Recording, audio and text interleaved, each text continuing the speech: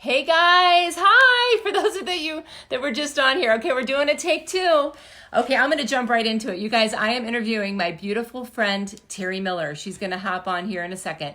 I was introducing her and saying that she is my friend. She lives here in Michigan. She has three grown children. There she is. We're getting faster and faster at this.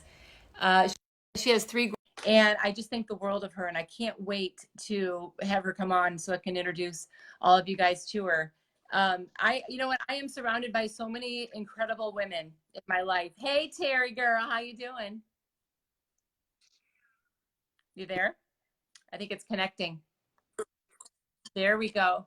Um, there. Okay, girl. We got it straight now. Sometimes we got to straighten ourselves out in this life, I right? am And like technically literally, challenged. I said it to you with such conviction too. No, I said it to you with conviction this morning. I'm like, you have to turn your phone horizontally because I know my friend Christine Allhouse told me what, and I got it wrong. I got her advice all wrong, and we were Yep, up that's all right. sideways. Isn't that the way life goes sometimes? Okay, so I was introducing you again, saying you're my beautiful friend here in Michigan, three grown children. I just met you this year at the beautiful Barn 45 that I'm always telling everybody about. I just loved you the minute I met you. And then you were putting on a codependency workshop, and I thought, well, anything that girl's doing, I'm a part of it. So I went to that codependency workshop, and I thought, well, codependency, it'll Right. be fun to listen. I'm an empowerment coach, see if I can pick up some tips. And oh my gosh, I know it was a book. It was based on the book that in the workshop that Stephanie Tucker put together, and just the information was unbelievable. And I know we're going to talk a little bit about that. Okay. In the meantime, you guys, this is our second Facebook Live. We just had a dress rehearsal. Teri just gave the most eloquent description of her book I'm about to share with Cheers. you. And then we had to That's all start right. over, but we had a practice run. Okay. So my beautiful friend Teri is an author. This is her book, Death of a Church Lady. So why don't you go ahead and tell everybody what inspired you to write this book and give us a little bit of just a brief Sure. synopsis, glimpse Yeah, at what it's about all about. 6 years ago, I went through a very difficult season at my church. And it was the most painful. I mean, it seems like I'm just making light of it now because I can say it in a couple sentences, but it was really the most painful period of my life. I've been through infertility. I've lost the death of my father. This season in my life was the darkest and the hardest that I've ever been through. However, I will say, while I don't believe that God caused this, of course, I do believe that He allowed it because He had something better, something different for me, and He has used the Mm-hmm. situation to take me to where I am right now, and I wouldn't trade it for anything. I did not value I did not understand or value pain or suffering. And so, thus, the codependent twist and the parenting twist is, I just avoided it at all costs, which of course we all do. Nobody wants to be in pain, nobody wants to be hurting. Mm-hmm. But I didn't understand the Mm-hmm. value and the beauty of what God can do in a season where we are desperate and in need of Him. And so I saw people in my life that were tapping out. They were tapping out of church. I'm done. There's people there. Having expectations from church people that, so they have these expectations of people that go to church and we shouldn't behave this way. So I'm just not going to go to church anymore. I saw people tapping out of their marriages. They were tapping out from the relationships with their children. And I think a lot of it was because we were expecting life and relationships to be a certain way. And when they're not, we don't know what to do with that and we tap out. And it just grieved my heart. And so, because I went through a very difficult season, but still love to go to church, still love, we are the church. The people, the body of Christ Mm-hmm. is the church. But I still believe in the corporate body and I still love to go. And so, knowing that a lot of people aren't there. And if I could speak, light, truth, healing, wisdom the stuff that God has given me as a result of my hard time. That's why I wrote the book. And the title is heavy, Death of a Church Lady. But it really is a book full of hope and, just truth and all the good stuff. I want to offer to everybody that if this is gonna be a great conversation this morning, and if you guys have any questions, please put them in the comments. I've been talking a lot lately about how I know that, and I shared it with you this morning because we're talking about doing more interviews in the future and some conversations on video. We'll just say that. And I believe that I've been called to speak on behalf of people that might have had a background like myself. Like I did not want to go to church at all. I said a prayer every Sunday morning as a kid, but it was that my alarm clock wouldn't go off because I didn't want to go. And as a young adult, I didn't want to go to church. I always say, if somebody said that they knew Jesus or they knew God, I'd be like, oh, you do? Okay. It was so nice knowing you. And I just wouldn't answer their call. It was maybe a trust issue thing. I certainly didn't want to go to church. And I just didn't have a relationship. So I feel like I know I'm being called to be the voice for people that feel that way, and doing interviews like this and to bring those topics to light. And that's why I love interviewing you, because of the pain that you talk about in this book, but it went full circle. And I also love what you said is that we are the church. I mean, we don't, going to church is amazing. We go to church. We love going to church. But I've realized in my life, and anybody that knows my faith journey, I found a relationship with Jesus sitting in my garage, and it's a connection. It is a relationship. And just to get this term out of the way, I know you probably feel the same way. When people use the term religion, they'll say, oh, you're religious. I'm like, I'm not religious. I religiously make my bed. But I am not religious. It's not about following mandates for me. It's about having a seed in my heart and listening to that and trusting that.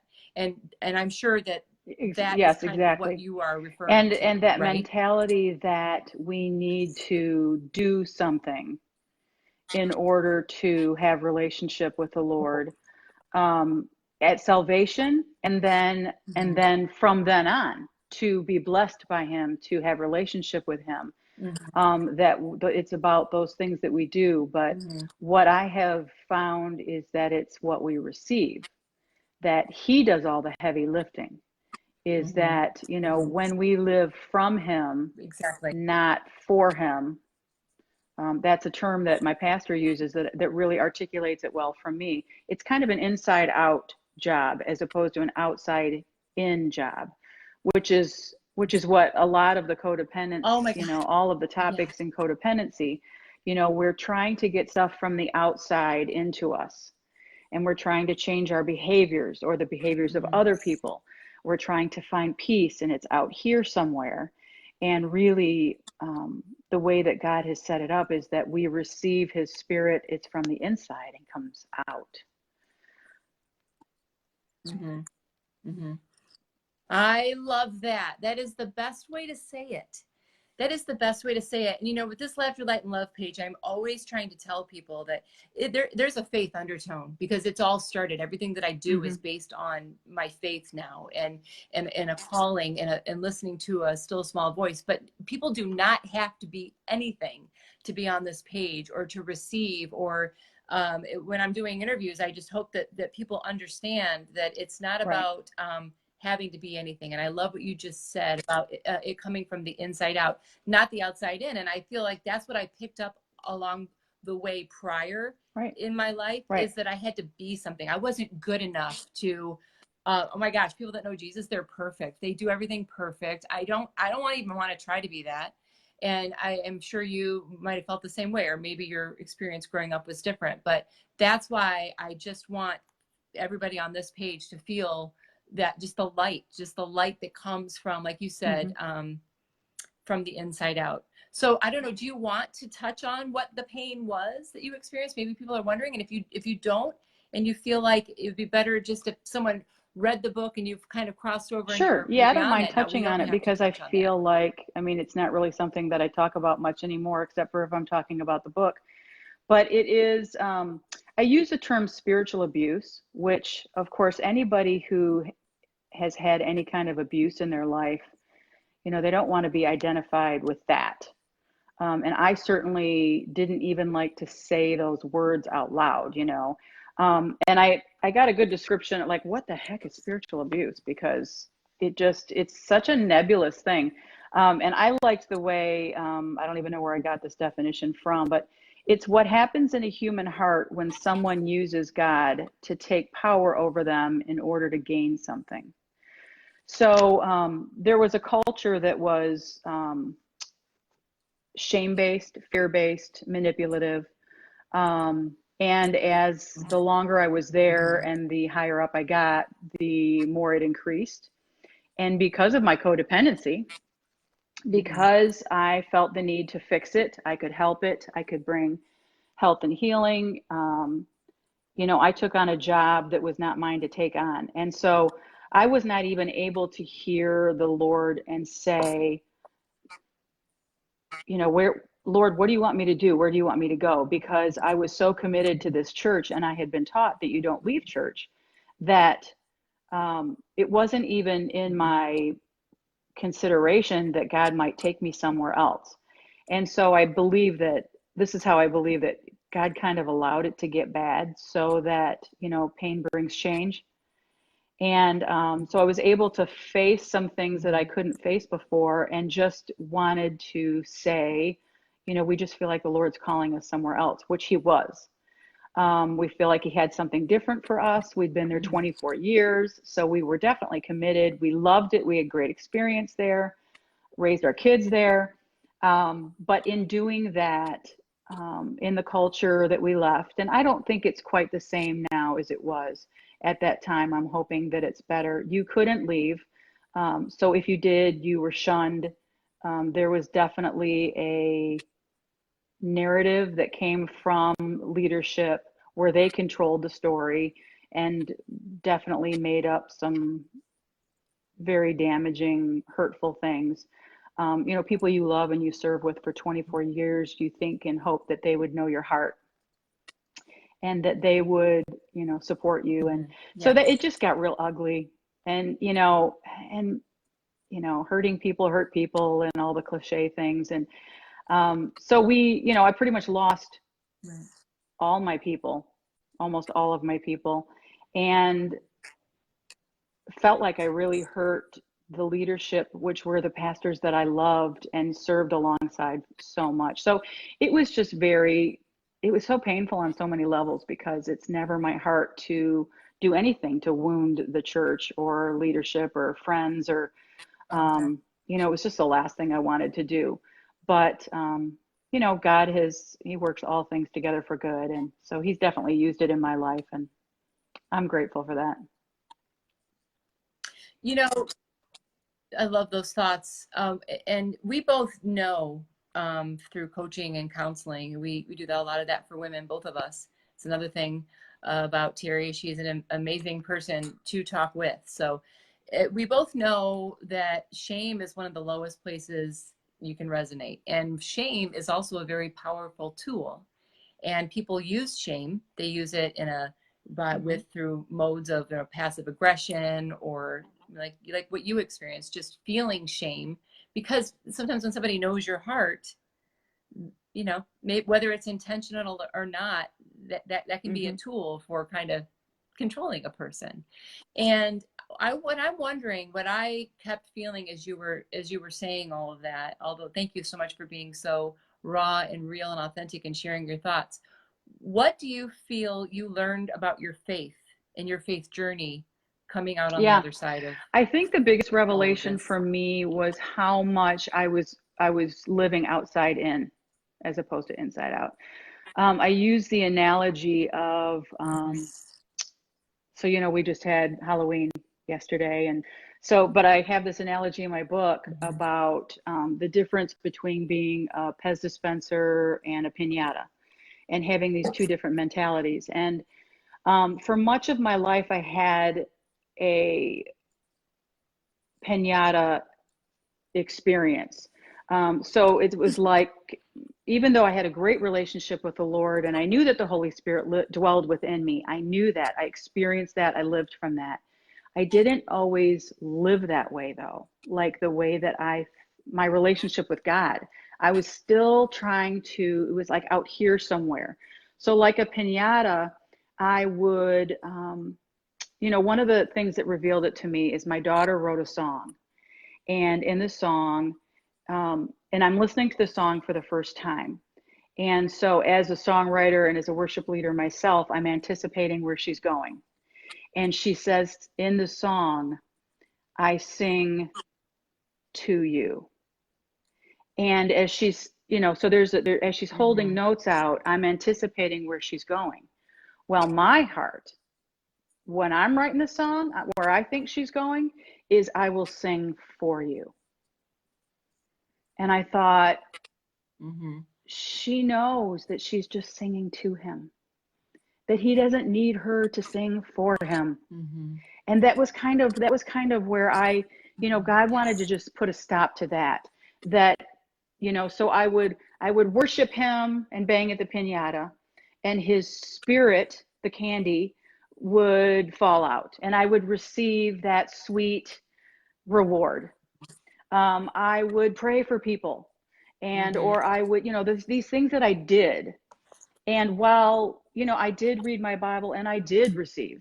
So it's like this mentality shift that it was somewhere out there that I had to get inside. And I think the biggest thing is that no, you're a Pez dispenser. You lift the head up and that candy's right there. It's, Mm-hmm. out of your belly will flow rivers of living water. You are a carrier of the Holy Spirit. You are accepted and beloved and received because of Jesus, not because of anything that you do. And so I think Mm-hmm. that's the biggest shift. And in Mm-hmm. different, kind of funny ways in the book, I talked about how I pleased God and how I tried to please people and God. And so a lot of the things in my book were codependent tendencies that I didn't know. I'm kind of glad I wrote the book before I learned Mm-hmm. about the codependency, because I just had my layman's terms experience. And then I took a codependent class, the one that I taught, and I'm like, oh my gosh, this is language for what I was experiencing. So that was a long Mm-hmm. explanation. I love all that. When I talked with you, we were talking this morning about the direction we were going to go with this interview. It's like there's so much we could talk about, and I was. It's fun. I have this section right here, the Pez dispenser and the pinata. I love that analogy. I love it. And when I mentioned you, is I just wanted whatever organically we felt in our spirit to talk about today. And as you and I were chatting, I was looking at the candy. I had the leftover candy up in my office. Nobody will find it. So I was looking at these jars of candy, and then I had stumbled on this as one of my favorite parts of your book, and I just love it. And I just love it because I keep thinking, I was giggling when you were talking about the piñata being blindfolded and just swinging. And that's literally when I think about my years before this faith journey began. And again, it's a faith journey, not a religion, And you never not a set of arrive. mandates, not you have to do this. And you never not, you're fully not, you're, arrive. We're growing the whole time. Exactly. Yes. I just know every day I lean on my faith. And I feel like for so long I was just blindfolded and I was just swinging with the bat at whatever, just hoping I'd hit something that would give me peace. And I was just waiting for all the candy to come out, so to speak. And then I feel like I was feeling then if the candy just came out, then I'd be happy. And it's just I love the way you say it. It's already within us. I love that you said with what you're referring to in your book that it was going from the outside in. That was what was resonating for me when you were talking earlier, is that we are always trying to do something on the outside to be good enough, which is a perfect transition into two more things I want to touch on today with you. One is motherhood, and the other is codependent tendencies. And that, what you talked about, first of all, with the Pez dispenser and the piñata, is in chapter 4, which is confession. I'm a people/God pleaser. People pleasing is a Mm-hmm. huge part of codependency. Mm-hmm. We could talk forever about codependency, but can you just touch on that right now? Just if you could, in touching on this, can you just give me your thoughts, your authentic, raw thoughts about people pleasing, codependency, and Mm-hmm. just being a woman in general, Yeah, well, what trying to comes live to your life? mind when you say that is and it fits in with parenting too.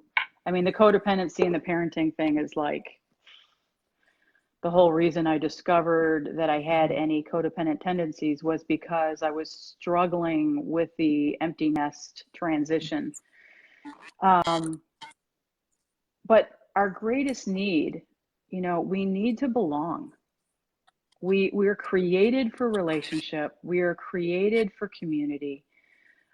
God made Adam, and then He said it's not good for him to be alone, and He made Eve. And just how important relationships are. And so, people pleasing, how could we not try to please everybody? Because we have this desire to belong, that is just so inside of our DNA. Um, but so we're thinking about it wrong, and getting those needs met from people Mhm. instead of God. And when we realize that, if we will get our greatest need met with relationship to God, that place down in the core of who we are, there's that place for Him. And we try to put people in there when we don't know any better. We're just trying to be loved and to love and to belong. And, people will join a gang where they are, you know, on the verge of getting killed. Why do they do that? Because they will belong in that gang. And, we'll just do anything to find community and relationship. And God designed us that way because He wants relationship with us. And when we get that need met by Him Mhm. first, then we're okay if other people around us aren't okay. And for me, that was that kind of brings it Mhm. to the Mhm. the parenting. Um, I've had to go and apologize to my kids for, not letting them feel all of their emotions and not being able to be honest about how they really were doing. Because I felt like because we were serving the Lord and we were living for Jesus, that we all needed to be okay. And so everybody needs to be okay. It's not okay if we're not okay. Mhm. And I love that I say that expression, and I love that expression because I can relate to that. I needed everybody to be okay. So I was fixing this over here and, managing this over here, and not valuing the pain that each of us, our kids, need to go through in order to grow and mature. So I don't know if that answers your question, Mhm. but Mhm.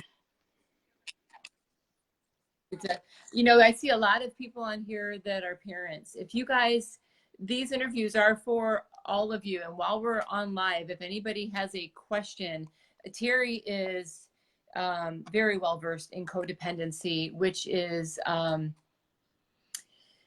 I would love for you to actually give the definition of codependency, but a lot of it is doing mhm, things, a lot people pleasing is huge. And that does come into play when you're talking about being a parent, because there's modes we get caught up in. There's difficult things we have to do as a parent. We want to do everything for everybody, and you have to do the disciplining, but then you don't want them. You can fall into this trap of wavering because you don't really know what you're supposed to do. Don't want your kids to hate you. You don't want to have certain patterns. And so if you guys have any questions about parenting, just anything about being a woman, about people pleasing, just put your questions in the comments, and I'll ask Teri, or I can answer it as well. We're both coaches. um, Teri, can you give a description of what I'm going to ask you to give a description of what codependency was? I did say that when I went to your workshop, I was like, oh, this is great. I think I heard about codependency, with regard right. to people talking about it with AA. But it's not just for people that are in substance abuse relationships. So give us your Yes. abbreviated version of At what its most codependency basic means. form, it's giving your power to somebody else. And I could also say it this way, it's going to other people, places, or things um, to meet your needs other than God first. So, like I said, there's that relationship with God where He meets that core need, and then we relate, then we relate to people from that place, not to get that. But it's really when you give your power to somebody else.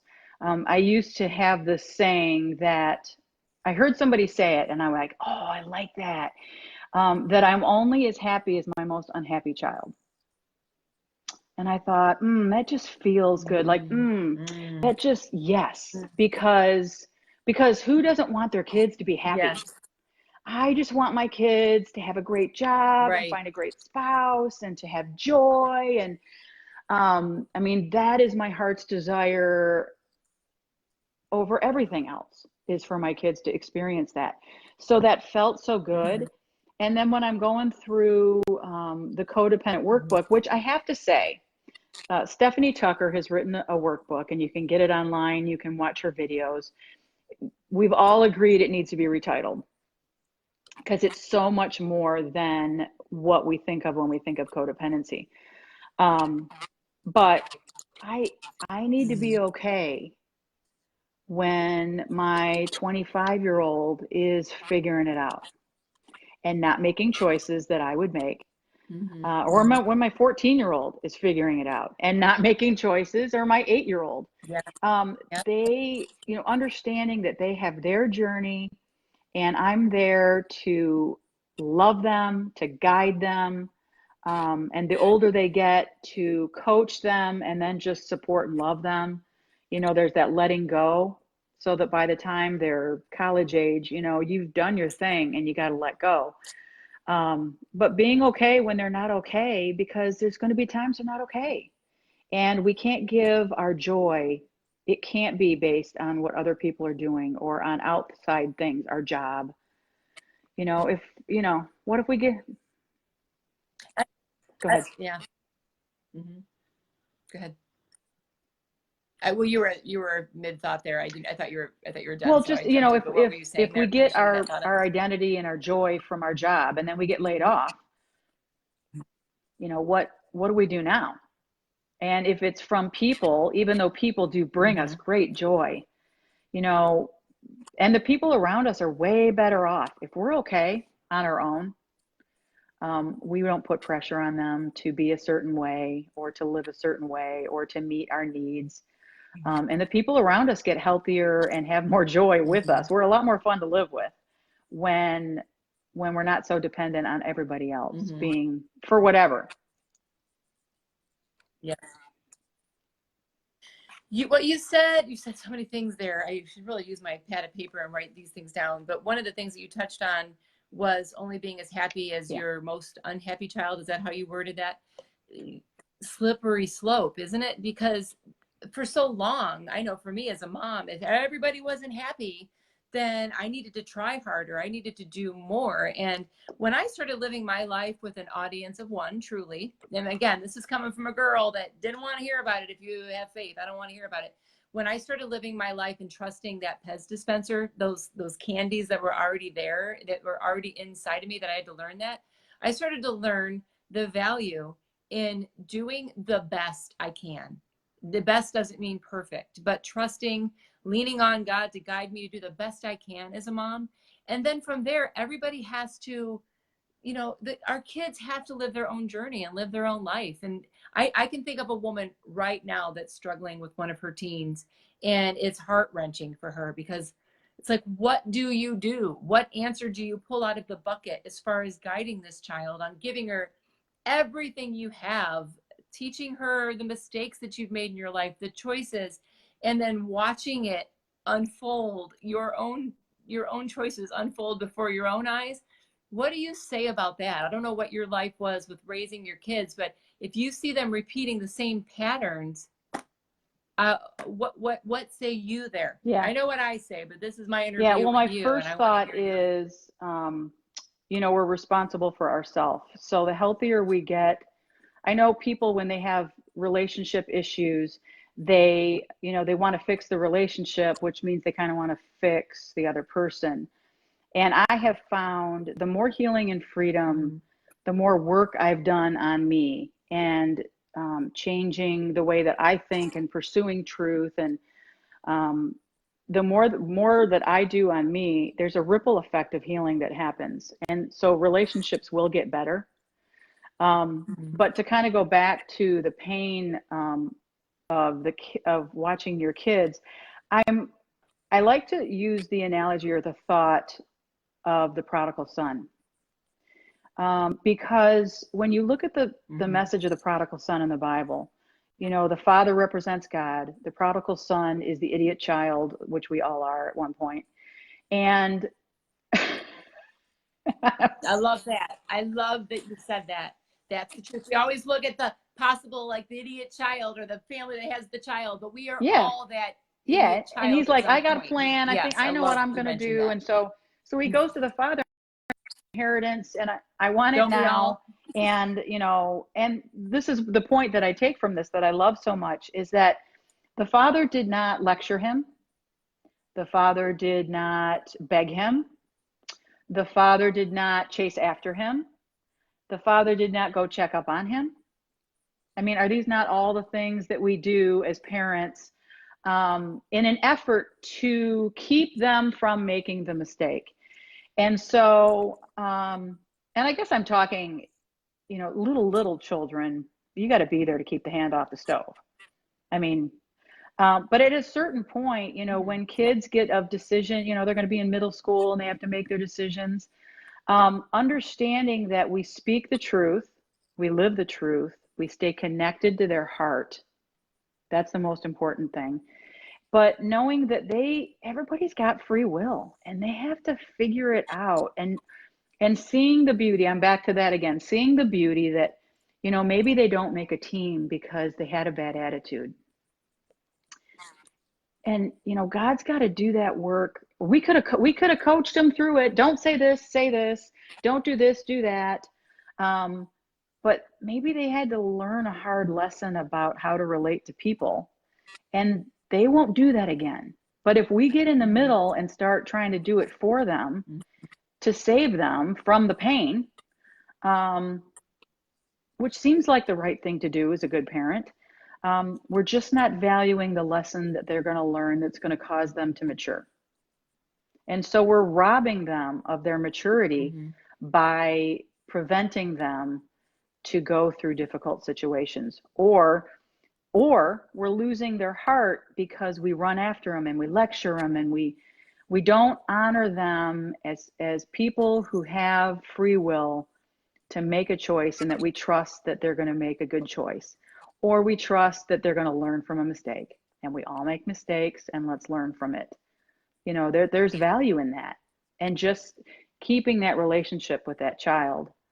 um, but you can lose the relationship if you try to fix too much and get in the way. Great Mm-hmm. intentions. Mm-hmm. I remember we had, just as parents, we had a situation in our family where, I don't want to go into too much detail, but it was heart wrenching because you're trying to do the best with your child and they're veering away from, no, I mean, what are you going to do when they're veering away from you, maybe even in their spirit, and they are listening, to they're wanting maybe the easier route. I don't want to Sure. go into a lot of detail, so it's going to seem very abbreviated. But we got on the phone with a pastor, and this was in the beginning of my faith journey. So I had already had trust issues, and now look, God, look what's happening. Look what's happening with one of my children. And we got on the phone. I was ugly cry. I was a mess because I just wanted my child. Yeah. I wanted everything to be okay. The codependent thing. I wanted to fix everything. I wanted to have the answer, and it would keep me up at night. And I remember one night I was just bawling my eyes out. And I remember David saying, just this is just you exfoliating your heart and trusting in God. And which is just, it sounds like that's just Right. sounds so hard to hear when you're having a hard time, and people that are going through a hard time are like, don't say that to me. But I remember we got on the phone with a pastor of a friend of ours, kind of a mentor, and I was just going through all the details. This is why I don't want, the child, this is the influence, and this is this and this and this and this and this. And I was expecting him to say, get him back. Let You go. know, you know what he said to me? Couldn't believe it. Yeah. I was like, I'm crying so hard. I thought you said let go. Now, what'd you say? I thought I was convinced you said get in the car and go get him. Go. Like you Yeah. said, what? Let go and let God. I was like, that's not the answer I wanted. I was swinging, I was swinging at my pinata. Like, I'm just blindly swinging. I'm looking for an answer from somebody that I trust, and I didn't like the answer, and I let go. And Teri, oh my gosh, now I'm going to try to say this without crying, because this just dawned on me. I wasn't expecting this to go here. I was talking to that child yesterday, and I don't know where he'll be on his faith journey. I have no idea. That's his journey. And that's why we have this fine line in our home, between, like mandating, we want to go to church, but also understanding we want to tell our kids about, I know I can tell them wholeheartedly about my relationship with Jesus. It started in a garage with an ugly, awful cry, terrible time of my life. Mm-hmm. And I want them to experience that, but you can't force that in. And I've wanted this child to have something greater than his own understanding. And, sometimes in life we think the mistakes we make, we're not good enough. We need to feel shame. It's never going to be okay. The choices, the things. This child called me. Okay, now here's the funny thing. Oh, but here's an even funnier thing. I was on the phone with the pastor that you and Mallory referred me to. Okay. This is all becoming clear as I'm talking this out. I'm on the phone with him. We had to do a call together. I'm on the phone with him, and a call comes in from this child. I'm like, oh, geez, probably needs money, probably needs something, whatever, how kids are at a certain age, they're always in need of cash or something. So I got off the phone and I called this child back, and he's like, Ma, something weird's happening. Like, I keep hearing this notion that I got to do something, and I got to do it right now. And when I end up listening to it, something really cool is on the other side of that. And I was like, I just wanted to sometimes you don't need to say words. I was like, well, baby, I'm very familiar with that. And I just know this child, all of us are anointed in our life and for amazing things. And it doesn't matter the journey that we go to. It doesn't matter. This may just strike a nerve with people, but doesn't matter if you're sitting in church because you have to. It's because of a relationship that you build. If you're open to that Pez dispenser that you mentioned, and that none of that would have happened, Teri. And I know you're familiar with this. If we don't let go, it's important to do our job, but it's also important to put our backpack of faith on and jump out of the plane and allow that freedom for our children as well. I think we know the difference when we are not being a good parent. Like, there are some kids that are living in situations that are very just adverse situations, tough things going on. There's a lot of things that, like you said, hurting people. A lot of people with parents that are extremely broken, and these children are living in these life situations. And of course, that parent probably wishes they could do a better job. They were doing a better job. And I think for the most part, we are doing a good job as parents because we love them, and we're putting that job number one is loving them. But letting go and trusting when we've done our job is so important. It's like giving our kids healthy fruits and vegetables and wanting to go in after the fruits and vegetables and put those nutrients where they belong. Like, we just have to let those nutrients do their job. And that's what I'm feeling. That we're and I love that you said, conversation. I think it's really important, excuse me, that you said, yes, we're letting go, but we're trusting, because you can't just let go. I'm done, because then you're tapping out, because you don't want to tap out. But you want to let go, and then you need to trust. And who are we trusting? Well, we're trusting God, with them. God knows them. God loves them. So we're diligently praying for them. So we are doing something, but what we're doing is in the spirit. We're petitioning God and we're trusting God with them. And then we're also trusting them. I think there's, I think we miss that we don't honor our children, that they can make their own decisions and that they can mess up and that it's okay. Because it was devastating to me if we made a mistake. I mean, I just didn't want anyone to, feel any pain or look bad, and now I'm like, Oh, that's a major point right there, Teri, that you just hit on. When I'm trying to think of how I know codependency as a coach, but I kind of think of you as my go-to expert on it. There's codependent tendencies there and I know I lived like this for many years. Like, you have to do it a certain way. Like you have to do it a certain way because I will look bad. I will look bad if you're not doing it a certain way, child of mine. I'm gonna look bad, mm-hmm. and then we're putting that on our Yes, child. very familiar. Yeah. Familiar? My kids were an extension of my body when they were little. I was uptight, and I know my kids and my family and friends will go, "Oh my gosh, you weren't that bad." And I feel like I was an okay mother. I loved them well, but what I wished I wouldn't have done is, they weren't an extension of me, even though they were mine. They're my children that I loved. If they were quirky or goofy, I'm not real goofy and quirky. And so I might be uncomfortable with that, instead of just embracing that and going, yeah, look at that. The funny thing about that is, I always say that like, I'm not quirky, but we are to the people Right. that are a different kind of quirky. Like if you go to a state where they have an accent, they don't think they have an accent, but we have an. It just depends on perception is reality. Yeah, I love that. I remember I have a picture that I use in some of my talks of our little girl with her ponytails everywhere, and her hair was just quote unquote a hot mess. And I remember that morning we were going to a sporting event for one of our other kids, and I was like devastated. Like, she can't go out of the house like that.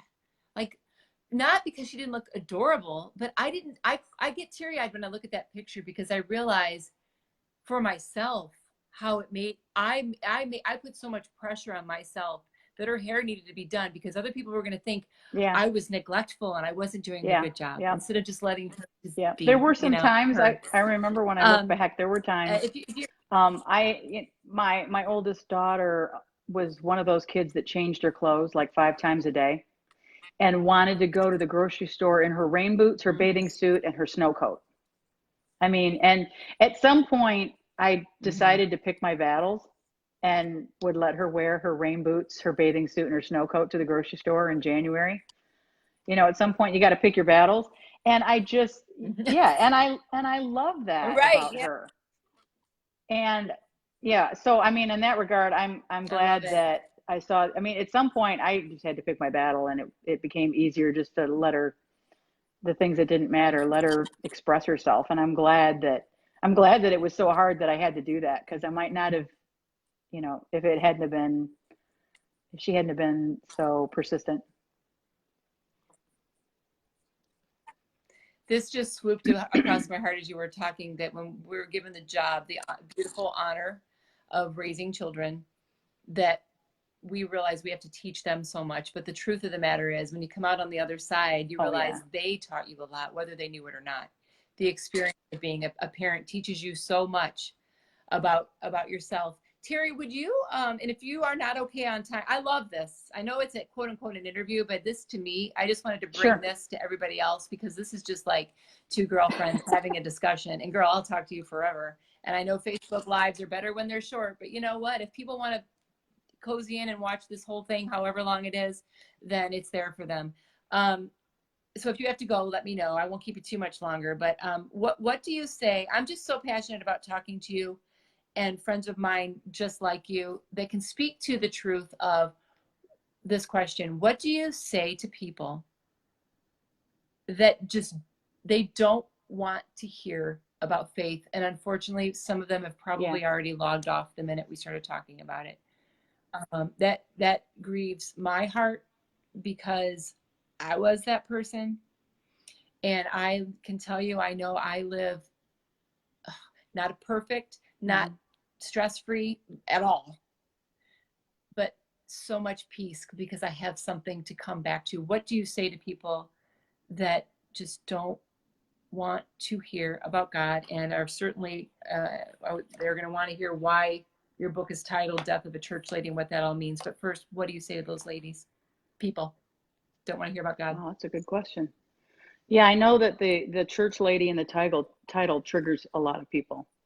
That image of that can be a very judgmental, um, harsh, religious, and that is the image that's why I titled it that way, because I'm just running. I'm running. I'm Let's start well, and there I'm running with the this way title. Why the because it's title? got to die. It's got to go. Because Mm-hmm. for so many years there have been people that have put that on, and maybe this is the answer, is that people have made it about what you do. People have made it about what's been done to you. There's shame that you might carry as a result of what was done to you or what you did. And there are people that represent God that have made you feel like, whether they said it to you or not, you need to get cleaned up and it's not okay what you're doing.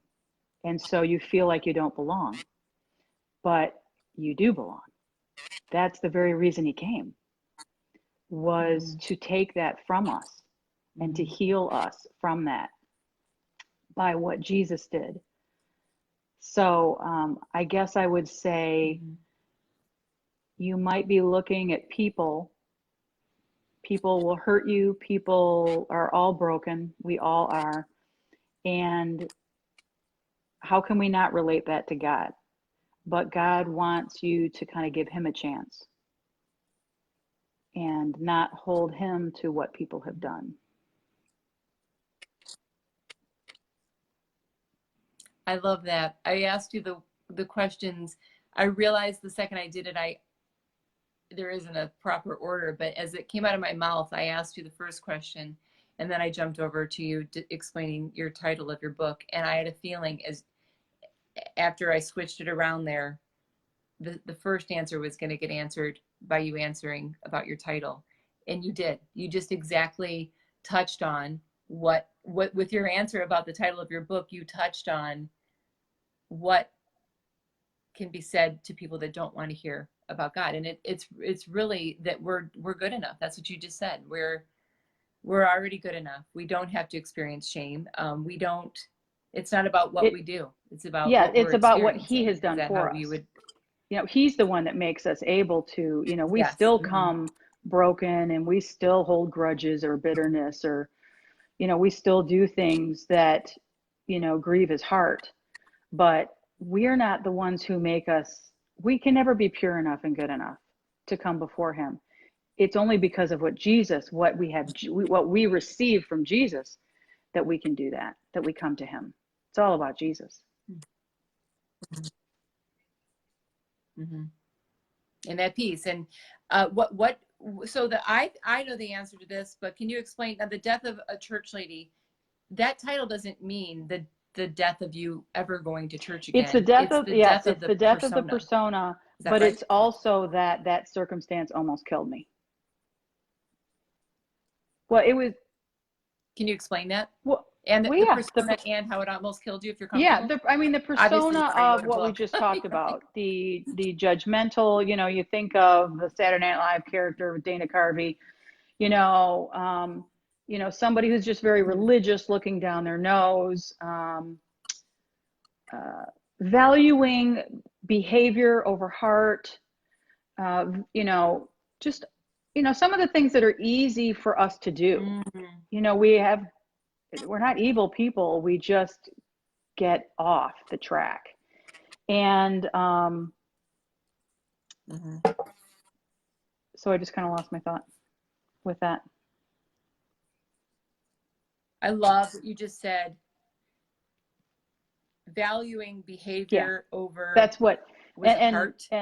that goes back to parenting too, is that we need to go to the heart of people. And, behavior follows. If you're dealing with a child that is really struggling, you got to keep their heart. You have to go to their heart. God is just concerned about our heart.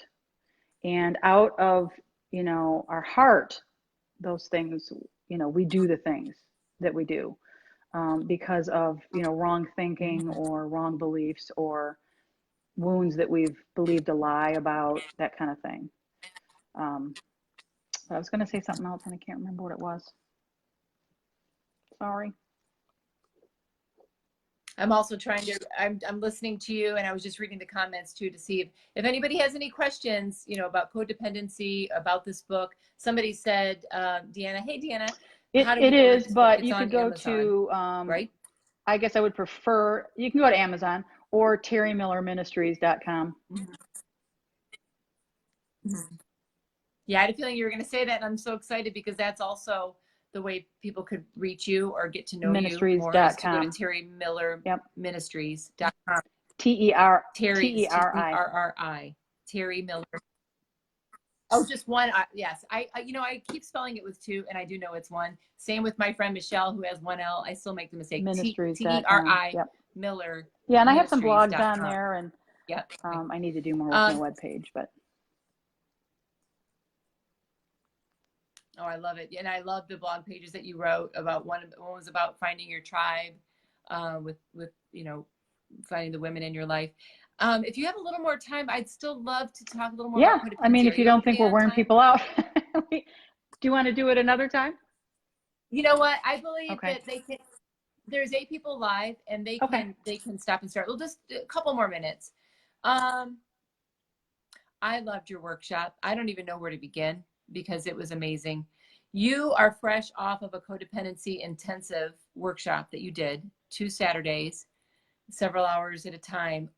If you had like something that's just rising to the top of your thoughts about maybe a couple of the biggest breakthroughs that you saw for people that might help people that are watching right now, what do you Well, think those would that's a be? loaded question. Just because there's so in this book that Stephanie Tucker wrote, which I used as a guide, and then I pulled out some things that I've learned from other education that I'm going through right now to be a counselor, and just some freedom ministry training. And so I pulled out Stephanie's kind of squeezed the juice out, and then added, some of my own the stuff that I've learned with it. But it's so encompassing the way that she's laid it out to cover areas of our life. I mean, every area. It starts out with your family. And why do we need to look back at the family that we were raised in? We go through what a healthy family looks like, what an unhealthy family looks like. Okay, that seems stupid because yep, that's pretty obvious. But the reason we do that is because a lot of times we live in denial, which is a chapter. Sorry. And an effort to, we know that our parents loved us, and we know that they tried their best. And so they didn't hit us, we minimize or we deny the things that happened. He wasn't that bad of a drunk. He didn't hit us, he didn't hit my mom that hard. It was only once, or, just these different things that we do that to cope and to live. So in the 2-day intensive, we go back and we just stop for a minute and we just look at what's healthy and what's not healthy. And we all have healthy and unhealthy things that we were raised with. And just allowing, and then I talk about honor, because if you have a wrong view of honor, how can you deal with that? If you think honor is covering it up, saying it didn't happen, that kind of thing, then you're not going to be able to move on, because you can't say those things about the family that you grew up in. That just wouldn't be honoring. It wouldn't be nice. And really, it's just not true. You're lying. Let's just get honest. Let's say what it was that we experienced. And now we can let God deal with it. So we start with the family. We talk about love. We talk about forgiveness, giving forgiveness, receiving forgiveness. That is, that's one of my favorite topics all throughout my book, because if we cannot live and walk in forgiveness, you know, it's toxic, and it's, you know, it just sets us free. I love to talk about forgiveness and being able to forgive those and what that is and what it isn't. You know, sometimes we think that forgiving means forgetting. And so, well, I can't ever do that, so I can't forgive. It means that we go and we apologize to or we, you know, we confront somebody. That's not what it is. Forgiving is us letting go of them owing us. And so just understanding these concepts and going through what is shame and what is your identity and boundaries, healthy boundaries. And it's just, you know, one topic that affects our lives after another. And then we just go into, what does God say about that topic? And what does God want to do in our lives? Or what does he want us, you know, sometimes we believe a lie that thing happened to us when we were young and we decided something about ourselves. And God just wants to say, you don't have to live from that anymore. And so that's, you know, that's kind of the program that I went through. But let me just say this. You said what rises to the top. And what rises to the top for me in everything, and I wish, you know, it's just kind of late in the game for this, for us talking here, but it's Ephesians 3. And I'm just going to read it real quick. If that's okay? Of course, yes. It is Ephesians 3. And I've just, it's all about experiencing. So, you know, we want to do love better. We need to know love. We need to experience love. His love is a power. It's a force. It's not this thing. And in Ephesians, it says, I pray that from his glorious, unlimited resources, he will empower you with inner strength through his Spirit. Then Christ will make his home in your hearts as you trust him. And your roots will grow down into God's love and keep you strong. And may you have the power to understand, as all God's people should, how wide and how long and how high and how deep his love is.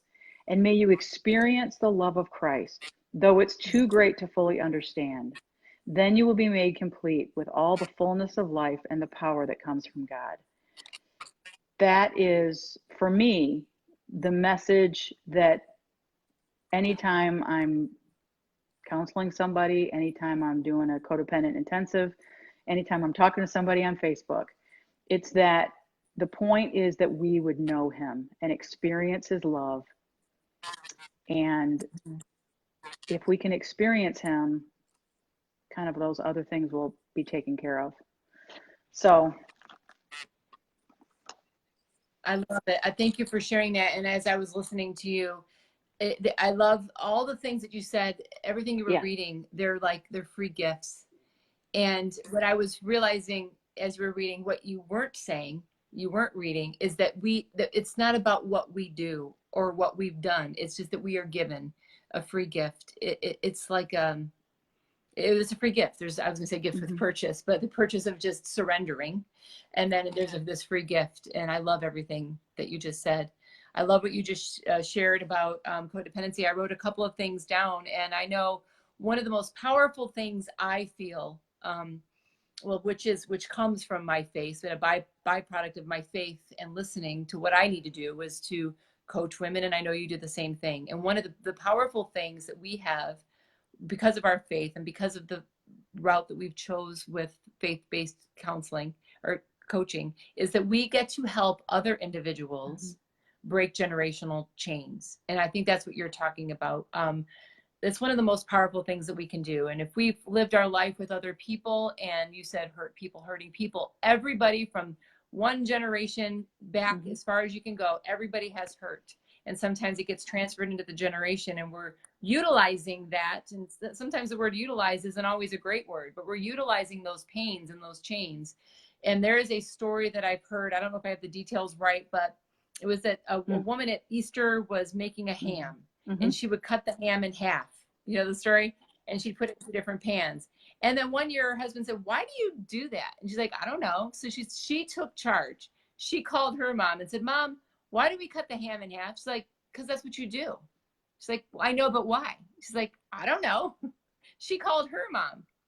And that mom said, well, we've done that because our pans used to not be big enough. So we had to cut the, and so each generation, it's just a cute little example. And that's a cute example, but there are some things, ways of handling things, ways of parenting, ways of projecting shame or pain or guilt or fear onto another person because of the way they were raised. And it just went back generationally. When we can grab control of our life, and with the foundation of what we are talking about here, a faith-based control, trusting what God has for us to see, Amen. that we can break those generational chains. And that's what you're talking about with codependency. You also talked about understanding and forgiveness, and that is a huge hot button for me. I remember sitting in this exact room many years ago when I was being called to do this thing, and I said to David, I don't know why I keep seeing this vision of these doors with all this clouded, this smoke in front of it. And I don't know why I'm seeing that. And years later, it was very, very clear to me that literally the key behind those, I'm like, I don't know what's behind the doors, but it's intriguing me.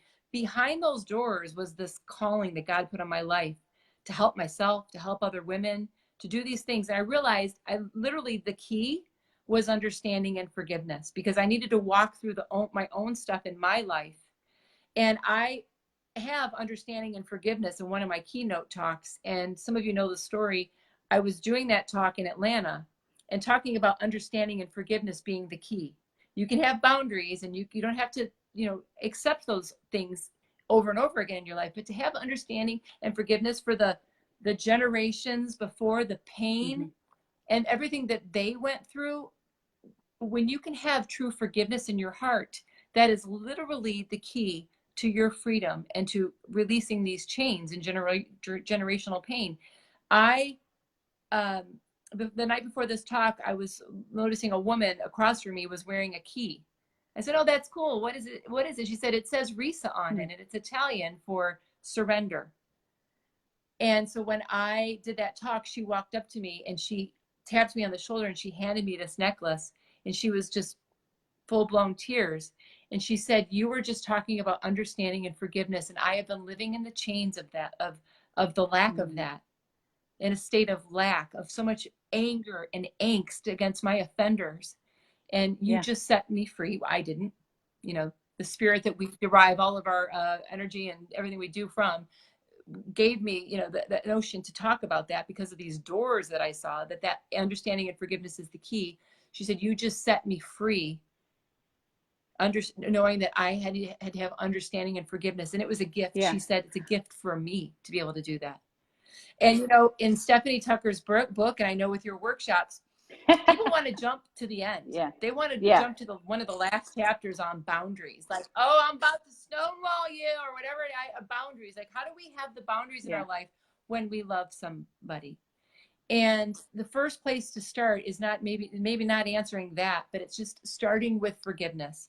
Because if everything is rooted in love, we can be angry at somebody, not understand why somebody is doing something, maybe not understanding why they're not trying to make the changes in their own life, which is where codependency comes, right? We want to change them. In the Bible, I don't know where it is, but there's the moment where Jesus walks up to the man at the healing pool and says, do you want to be well? Like, I saw Christine Kane talk about that. I was like, that is such a good question. I just jump into counseling people. We jump in, like, we have to ask the question, do we want to be well? Do the people in our lives want to be well? And they need to ask themselves that question. If they don't want to be well, it's not our job. But it is our job to have a foundation root of love, understanding, and forgiveness, because none of us are perfect, right? And I just love everything that you said. But my biggest hot button based on what you said, as you can see, I'm passionate. I can see the veins popping out of my neck because I feel so passionate about this. Is that, Teri, and I think this would be a great way to end things, is that it's one of the things I talk about all the time, is trajectory is a choice. We get to choose which way we go. We can't choose which way the people that we love go, but we can choose the foundation in which we Hmm. base those choices and trajectory. And I think that's Yeah. a lot of what you were saying. And I like, um, yeah, yes.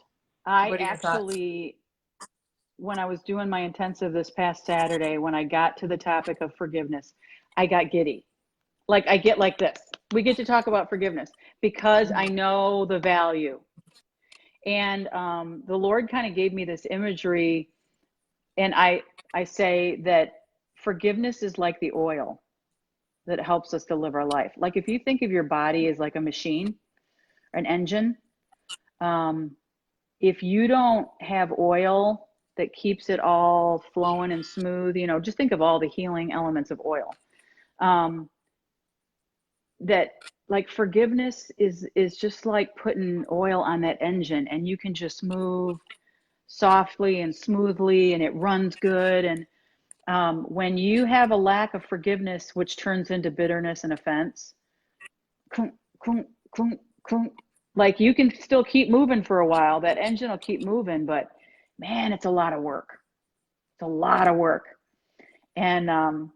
I just, yes, I just agree with Mhm. you. And I think that I like the way you put forgiveness and understanding. You kind of put that together. I've never heard someone put that together, like those two words are linked. And I think maybe some people don't necessarily know what you mean by that. And let me ask you if this is what you mean, is that being able to have empathy for where, you know, putting yourself in the other person's shoes, so to speak. It doesn't excuse the offense. It Mhm. doesn't say that it's okay that they do that. You may not have a relationship with that person anymore because it's toxic and I'm not going to participate in that anymore. But you can understand where they're coming from, and you can have empathy for that. It doesn't excuse it, but it helps you to understand Mhm. maybe why they do what they do, which, yeah. Yes, exactly. Right. You know, one of the other things, hot buttons that I talk about is I often focus on women. It's people. I know I've talked to men about this concept, and it's very healing for them that we give our worthiness and our value away way too soon in our life. And that people that, I mean, again, a lot of every day we're not well in some way. Like there's something going on in our life. There's lack of peace, or there's things going on in our life. But if we are dealing with people in our life that maybe don't want to be well, Right. we can't put our worthiness on that. We can't base our worthiness on whether on all that. And there are people that might be watching this that are in abusive relationships. And it's not about, I mean, it's again, it's not about, Right. accepting that Right. abuse. It's about understanding worthiness and understanding that it is on them to want to be well, and to not put not to give our worthiness away. We also all Yeah. deserve to feel Yeah. peaceful Yeah. A word for and me joyful. that's been really big in my Yeah. vocabulary is I'm just able to be honest. It was hard for me to be honest because I thought Mhm. as a Christian, I would cover. So somebody would be doing something that's abusive, and I wasn't honest. It's really lying. I would cover in love, but I couldn't say what it was that was happening. And I like that you said, I mean, just what you said prompted me to say that um, just being able to get honest helps you to have some brave conversations that you may separate from something for a while, you know, from a relationship, a friendship. You know, you may Mhm. like, you know, the more healed you get and the more freedom you find and truth that you may no longer participate in a relationship like you did. Um, and being able to be honest and have that brave conversation. I don't know if that's a Brene Brown word or not, but um, you're never going to get to the good stuff if we don't deal with those things. If we think we're being Christian and we're covering, we're not, we're lying. And I love it that I can just get honest now. Just getting honest that, sorry. Yeah. and I love, and it's like starting to tell that, I mean, again, we could go like literally on forever. And I love talking about the power of starting to tell the truth to To ourselves ourselves, instead of the huge. lies that we like the persona. And I know you mentioned Brene Brown. She has the book, The Power of Imperfection. When we, oh, her biggest thing, which I think that was one of the turning points in my life when I knew what I wanted to do, because she talked a lot about, and I just felt such freedom in her talking about the gift of imperfection, the power of relatability and vulnerability. And I just watched something she did on blame too, and people that aren't well, like that could be me, that could have been me at one point in my life, maybe, that we blame other people, we shift the blame onto other things and other people, and that's why we're not treating ourselves well, or that's why then I'm not treating you well. There, we could, it's literally, it goes Yeah. on forever, but it is about telling the truth and getting to the truth. And you know what, I would love to wrap that word truth all the way back full circle to where we began. The truth, literally, not to be, you know, just it will set you free. It will literally set you free when you start to get real with the truth, is that we aren't perfect. We're never going to be perfect. We can't try to make other people in our life perfect. God's love is perfect. That is enough. And it all boils down to, like, you're wanting to write this book, just knowing that we are enough, and we are loved, and we are accepted. We also come in full circle around to talk about the people that don't want to know God and don't want to go to church. Church is a choice, but to have that relationship and to feel that love, that's a place where you will feel freedom. And when we can get to the truth of who we are, that we are enough without shame, guilt, fear, doubt, worry, all of that, it is the most peaceful place to Sure. reside. It's not that those things don't pop up in the middle of the night and are creating our limited beliefs and our fears. But that's my wrap up recap. I would love for you to have the last group of words. Obviously, I'll sign off to everybody, but I would love anything that you want to share here as we Well, I finish want to up. finish up by saying how much I appreciate your uh, ministry, your job, your life, whatever you call it. Just what you do, what you bring, because one of the chapters in my book, I talk about, if it's funny later, it's funny now. And just the value of laughter. I know this is a pretty, you know, we had a pretty serious conversation, Mhm. Marlo. This is pretty serious. Um, Mhm. But it's real and it's true yeah, and it's but raw. I And yeah, and love that. I it's love yeah. what you bring to people, because a merry heart does good like a medicine, and we need to be able to laugh at ourselves and to lighten up and to. I just love what you bring. What you bring to me is that, you know, that humor and looking at the bright side and looking at the funny side and not taking ourselves too seriously. And man, tomorrow's another day. And I just love that that's what you bring to all of us on this page. So thank you for the conversation, and thank you for what you Thank bring you. to my life. Oh, thank you so much. You know, I have been talking with David a lot lately about my definition about what I do in these hubs of what I do with coaching and in comedy. And thank you for your kind words, by the way. And what's becoming clear to me is my desire is not ever to go out and just like Right. just be the stand-up comedy comedian. I love doing comedy, but I'm Yeah. realizing how God's weaving it all in. And on the front page of my website, it says that I love to help women laugh about the things that make us want to cry. Comedy is rooted in tragedy. And I've spent many a day with the ugly cry, like and just finding that seed of peace eventually and turning it into something Mm-hmm. funny to try to inspire. So thank you so much. I'm glad that that speaks to you. And It's I just mutual. adore you, Teri. I know oh, I know. You know what? I just know that God is put you and all the people in my life. But I've met you and a couple of other women just this past year. It hasn't even I been can't 1 year believe it. yet. We haven't had our 1 year anniversary, and it is no wonder.